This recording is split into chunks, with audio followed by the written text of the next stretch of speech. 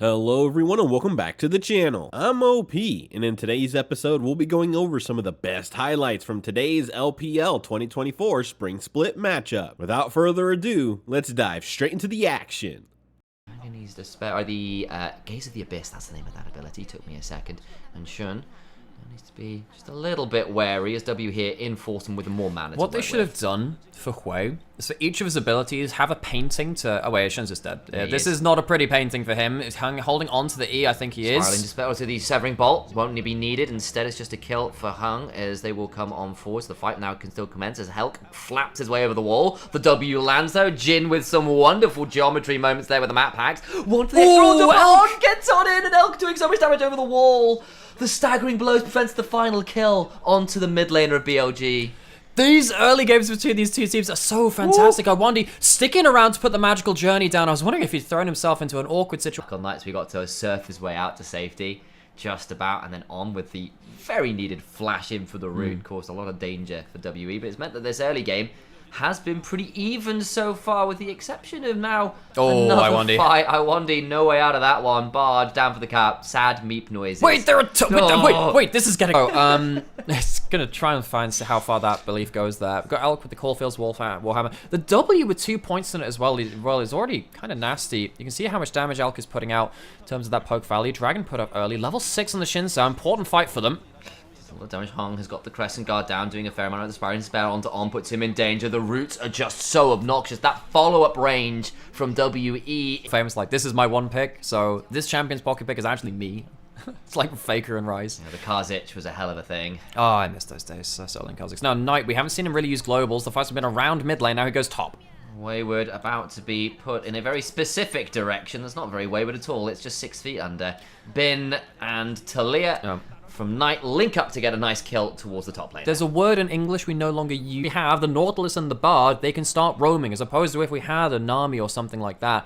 The way that these LPL supports play is very differently when we have a fight in bot side. On misses the hook as well, which means he's about to get switched off. Knight gets hit by the Tempered Fate as well, and I don't think Knight has many ways out. You can only move in L shapes, and it'll be an L for the mid laner of BLG. It's check in the top lane as they check their hands on keyboards. Bin doesn't even have teleport, just wanders his way down, and Stay will be leaving very rapidly under the tower.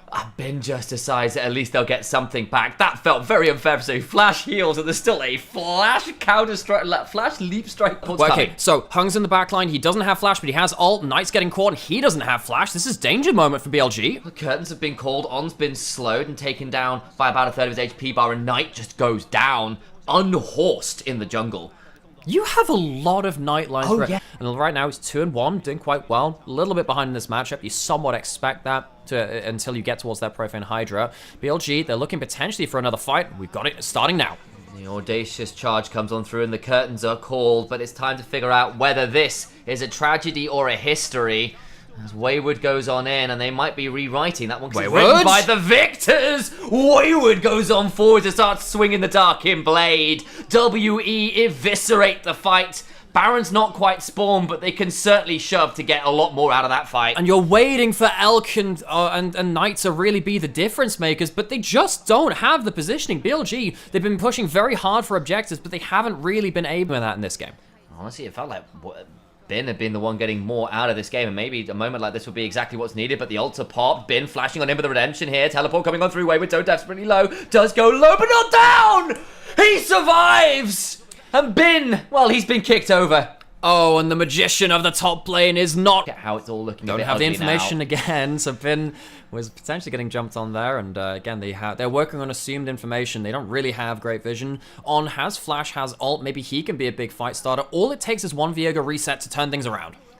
That. Where's the Smolder stack? Smolder is here, and everyone's starting to fire out. The curtains are called once more, but who on earth is being asked to take a bow? Fourth shot finally goes wide. That tempo not quite on the mark. There's a reference to a movie or two there from that one, but Knight backs away. But if L gets a good DPS angle, it's going to get difficult for them.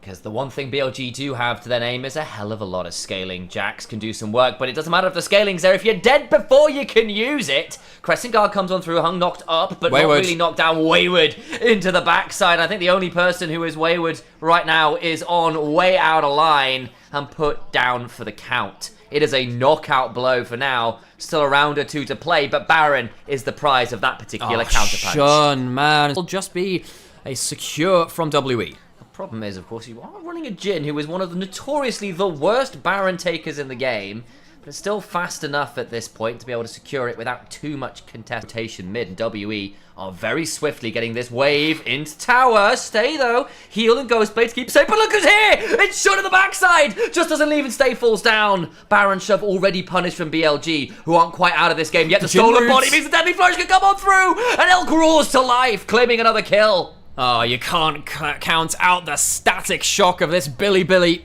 They catch WE a bit. All the stacks that Smolder needs, very much online. Tempered Fate interrupts the hook. The Deadly Flourish afterwards doesn't quite land. The Crescent Guard's in. On needs to try and run away. This time the Dredge line connects valuably. Will avoid the fourth shot, but is in an awkward position. Does have a blast cone though, so should be able to get out to safety, but Wayward now taking the opportunity to try and get some damage down. Redemption coming on through and on, will die. Bad choice on the blast cone to stay in the fight, you have to feel. Spiraling Despair lands on Bin, but will only take into about half HP, and the... But they are still on the back foot, make no mistake. I was about to mention that actually. Knight in a very good position. Bin not going to get pulled back. Hook forwards. Can they get a reset finally?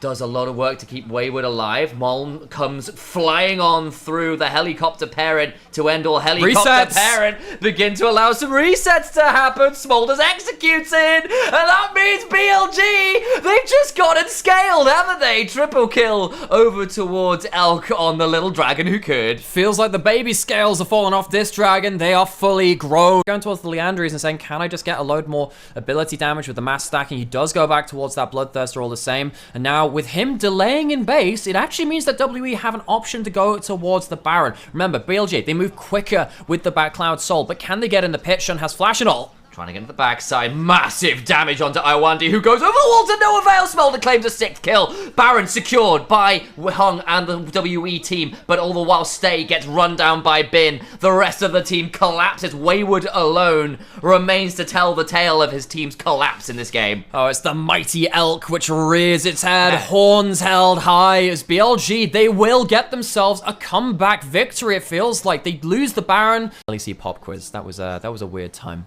I won that pop quiz. It was very fun. Anyway, back. Look, okay, folks. This is actually, you know, downside aside, this is very tense. The ult comes through. Hung has no flash. He's caught out. Might have to Crescent Guard early, and indeed he does. It's a lot of value out of it, but the bounce house comes on through. Smolder ultimate, a little bit mistimed, but the damage is still there. Tempered Fate buys time for Hung to not be executed. Fofo goes golden, but where on earth does he go after this is the question. Smolder's still free firing. Elk is so big. You've got the Knight on your team. There's no one available to bring down this monster. They've all changed teams. The heroes and the villains coordinating to bring down WE. And Wayward, as try as he might, 7-3. Let it not be said that Wayward had a poor game, but he just can't be the difference maker. I guess now.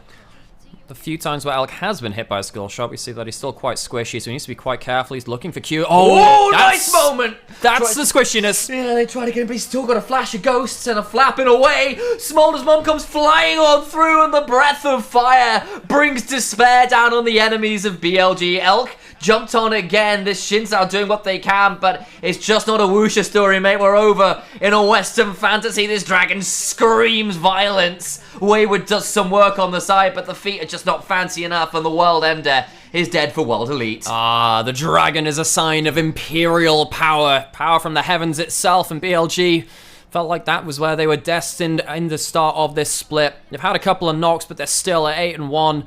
And Elk on the dragon itself doing a great job of allowing BLG to have that comeback story. You should have known, really, guys. It's the year of the dragon. Elk lives up to it and absolutely brutalizes the late game fights. These were some of the best highlights from today's LPL 2024 Spring Split matchup. Which moment was your favorite? Let me know in the comment section below. This is OP, and I'll see you tomorrow. Take care.